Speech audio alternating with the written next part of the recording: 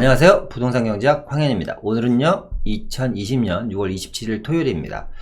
자, 오늘 저희 시청자분들 중에 저희 회사로 상담을 오신 분들과 상담을 오신 분과 이야기를 하다가 몇 가지 좀 드릴 말씀이 있어서 또 자리에 앉았습니다.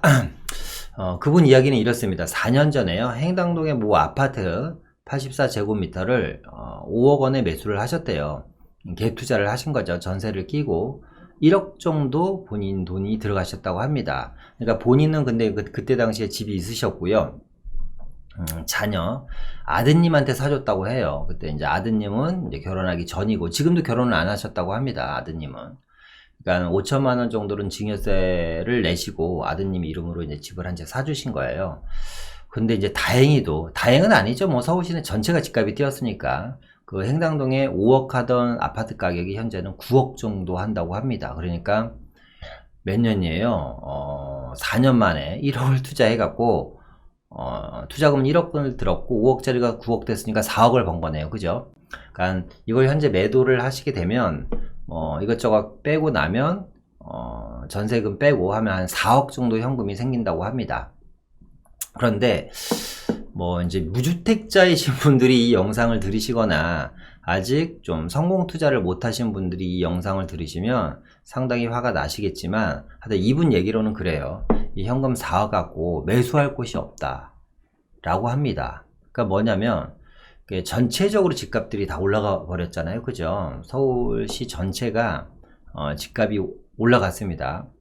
근데 그런 이야기를 이제 시청자분이래요. 고객분과 이야기를 하다가 보니까, 상담이 끝나고 나서 문득, 물론 이런 생각이 여러 번 들었습니다만, 이걸 갖고 영상을 찍어야겠다는 생각을 한 번도 안 해봤는데요. 오늘은 생각난 김에 지금 영상을 찍는 겁니다. 어떤 생각이 들었냐면, 어쨌거나 서울시 전체 집값이 상향 평준화가 돼버린 거잖아요. 상향 평준화가 된 거예요. 그러니까 정부는 집값을 잡기 위해서 지금 21번째 대책을 발표했고요.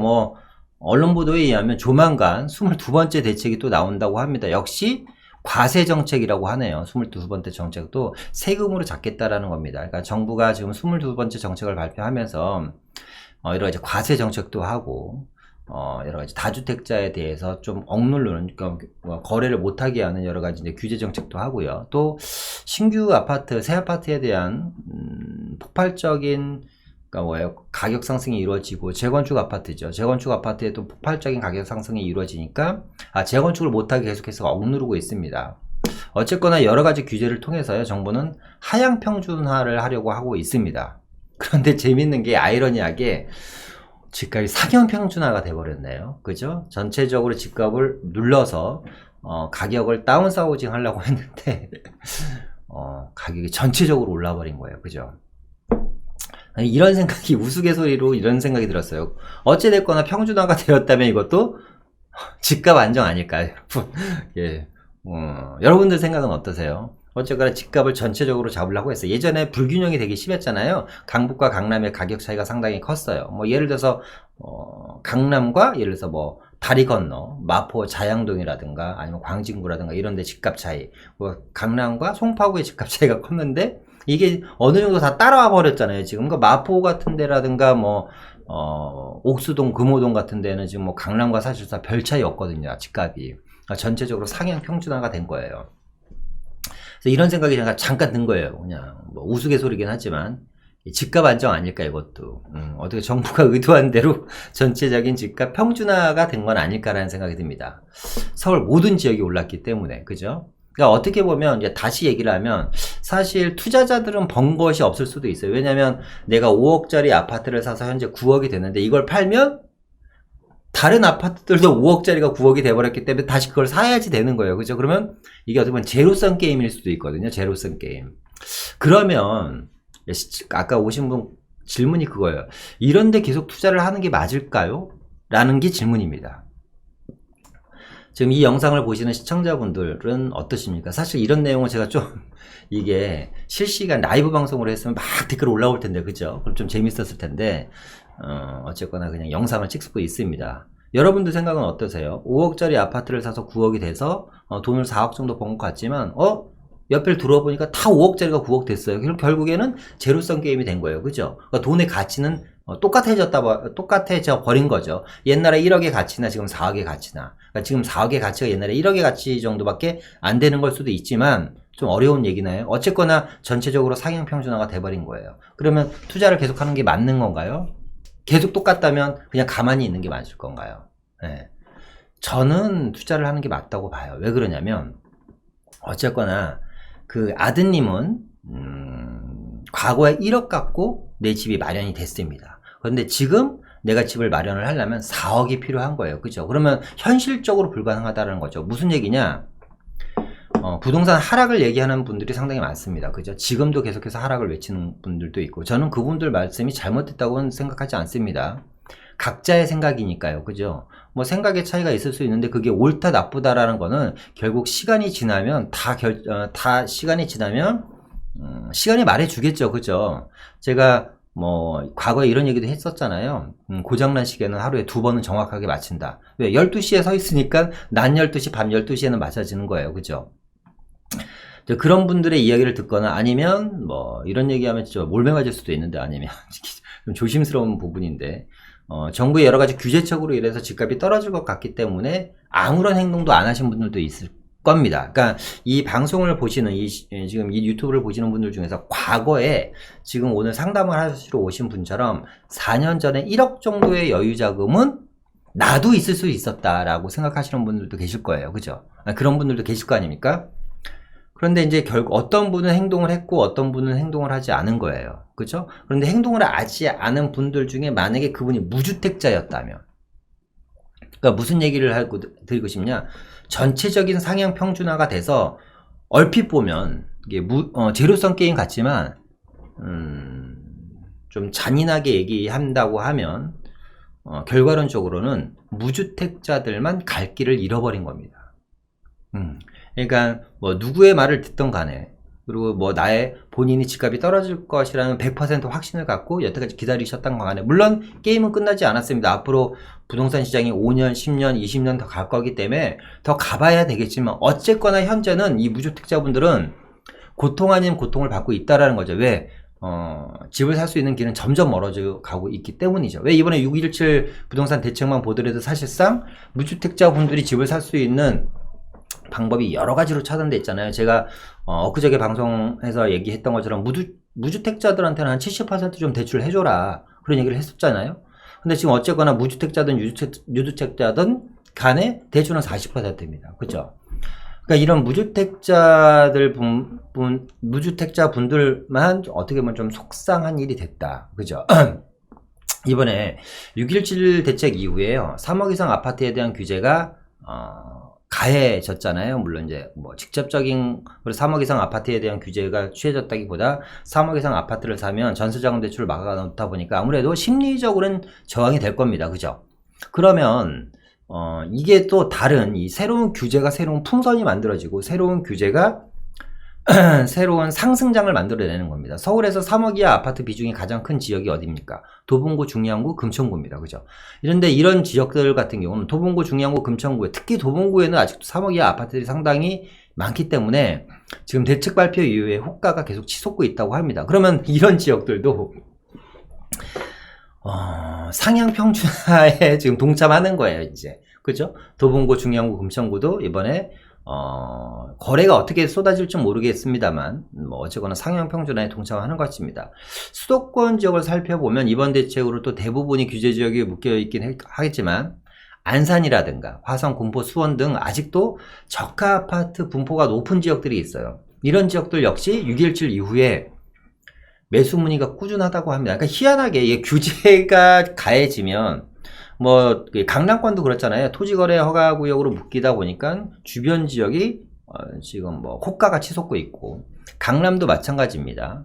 그러니까 용산도 마찬가지입니다. 용산의 동부이촌동과 정비청 부지 일부 지역, 그리고 이제 삼각지라든가 한강로 일부 지역을 투기과열지구가 아니죠. 토지거래 허가구로 묶다 보니까 그 외 지역들 지금 물건이 지금 뭐 없어서 못 판다고 합니다. 없어서 못 파서. 그러니까 용산 같은 지역도 가격이 계속 오르는 거죠. 그죠? 그러니까 원천적으로 기본적인 좀 이런 것들이 좀 어떻게 좀 뭐예요? 막연한 규제뿐만 아니라 이 시장의 전체적인 흐름을 좀 읽고 좀 그에 맞는 규제가 아니라 대책을 세워야 된다고 생각합니다. 지금 코로나19 이후에 전 세계가 이 유동성 공급 확대가 이루어지고 있습니다. 미국 같은 경우는 뭐 몇 번에 걸쳐서 제가 얘기했지만 금액을 정해놓지 않고 계속해서 돈을 찍어낼 생각이라고 합니다. 그리고 있고요. 그걸 현실화시키고 있고, 그죠?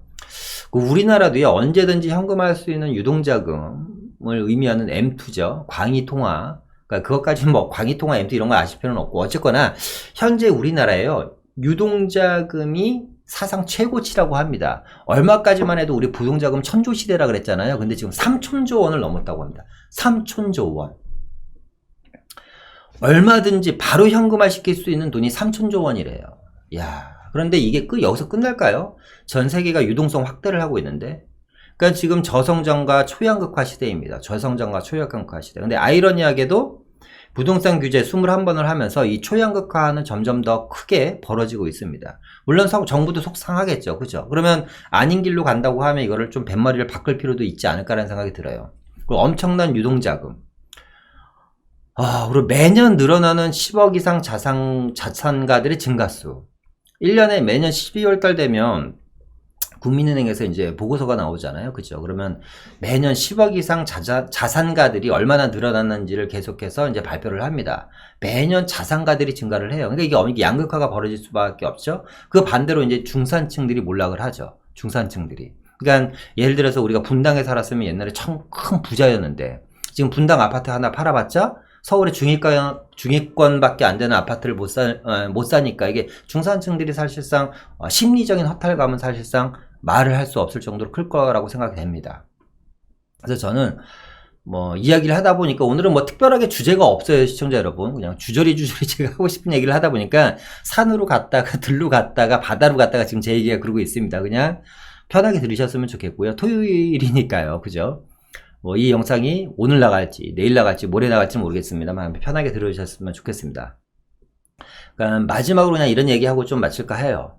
그러니까 21번의 규제책이 나왔고 이제 22번째 규제책이 나올 겁니다. 물론 이 정부가 어떻게든 집값을 잡으려고 여러 가지 노력을 하겠지만 그게 과연 잡힐까라는 생각이 듭니다. 왜? 우리나라는 자본주의 사회에서 살고 있고 자유경제 시장에서 살고 있기 때문에 사회주의 체제로 전환하지 않는 이상은 글쎄요, 저는 지금의 부동산 규제가 상당히 과하다고는 생각합니다만 이런 과한 속에서도 지금 계속해서 상승장이 이루어지고 있고 거래가 꾸준하게 있다는 것은 인간의 기본적인 잘 살고자 하는 욕망을 규제로는 막을 수 없다고 생각합니다. 그렇기 때문에 국가가 무언가를 해줄까를 바라지 마라.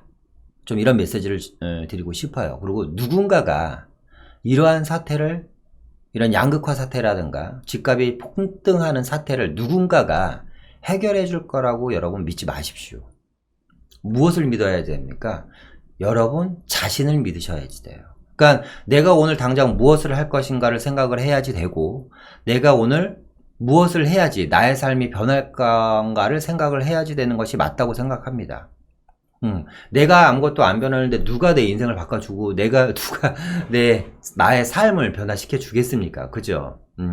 어쨌거나 세상은 계속 돌고 우리는 자고 일어나면 내일 또 살게 되어 있습니다. 그러니까 여러분들의 삶의 변화가 최근 5년 동안, 과거 10년 동안 아무런 변화가 없다면 지금 당장 이 순간 여러분들이 변화를 시작하셔야 된다고 생각합니다.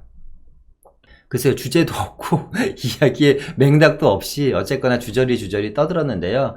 아까 정리를 하자면 그냥 이런 내용이에요. 오늘 제가 상담을 했었고 시청자분과 그런데 전체적인 가격 상승이 이뤄져서 상향 평준화가 되었다. 저의 생각은 이 상향 평준화가 역시 상향 평준화가 정부가 바라는 안정화랑 비슷한 내용이 아닐까. 물론 하향 평준화는 아니지만 얼핏 보면 제로성 게임 같지만 역시 투자를 하는 것이 맞다. 왜? 이 저금리 시장, 풍부한 유동성 장에서는 현금의 가치보다는 자산의 가치가 훨씬 더 많이 상승을 하기에. 그렇기 때문에. 그리고 또 하나는 최근 4, 5년간 엄청난 기회가 있었음에도 불구하고 실행하지 않은 무주택자분들에게는 미안하지만 주택을 갖고 있지 않은 것보다는 갖고 있는 게 훨씬 더 이득이다라는 거죠. 그리고 누군가한테 기대지 말고 여러분 당신이 당장 오늘 무엇을 해야지 내 인생이 바꿔질 것인가에 대해서 다시 한번 생각해 보셨으면 좋겠습니다.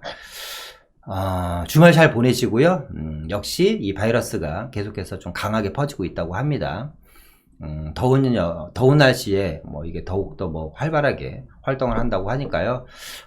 사회 간 거리두기라고 하죠. 거리두기 잘 지키셨으면 좋겠고요. 건강 항상 유의하셨으면 좋겠습니다. 주말 잘 보내시고요. 다음에 더 좋은 내용으로 찾아뵙도록 하겠습니다. 감사합니다.